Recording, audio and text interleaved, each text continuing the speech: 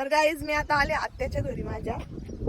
आम्ही ना आता गवारीच्या शेंगा तोडायला आलेलो आहे. इथं बेमूग पण आहे आणि कणसा पण आहे. कणसा म्हणजे मका पण आहे आणि इथं गवारीच्या शेंगा तोडत आहे मम्मीच्या.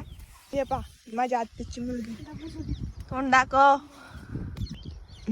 गाईज गवारीच्या शेंगा झाडाला नसते तर अशा मध्ये मध्ये येत असतात. झाडाला म्हणजे याला येतं ना. काय याला काय म्हणते? खोडाला. वरती नाही येत ते दांडक्याला सारी खोडाला येत असते.